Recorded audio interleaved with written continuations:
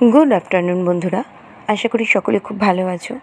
গত সপ্তাহে একদম ভিডিও বানাতে ইচ্ছা করছিল না, এখনও যে করছে তাও নয়, কিন্তু কোথাও গিয়ে মনে হলো নিজের জন্য তো একটু সময় বের করা উচিত। যে মেয়েটা পড়াশোনা শেষ করতে না করতেই চাকরি করা শুরু করলো, তাও আবার মিডিয়া জগতে, বাবা মা তার হবু স্বামী তাদের সকলের বিরোধিতা করেই মোটামুটিভাবে চাকরিটা শুরু করেছিল। পরে অবশ্য সেই মিডিয়ার চাকরি নিয়ে তারা আর কেউ কোনো রকম মন্তব্য করেনি, বরং মেনে নিয়েছিল।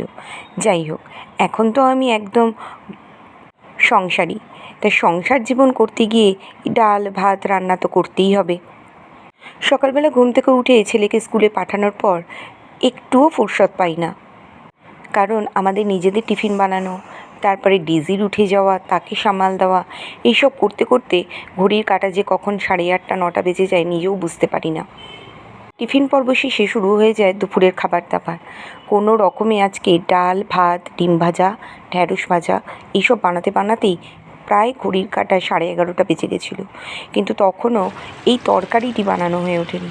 কিন্তু কি করব, তাড়াতাড়ি করে তাই আজকে এই আলু কুমড়ো আর ডাঁটা দিয়ে একটা তরকারি বানালাম।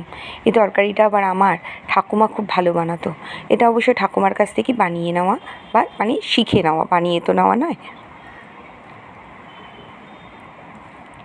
12টা বাজতে চললো, পাবলু এবার স্কুল থেকে এসে গেল, প্রায় সময় হয়ে গেছে। যদি আমার এই ছোট্ট ভিডিওটা তোমাদের ভালো লাগে তাহলে লাইক আর সাবস্ক্রাইব করে দিও।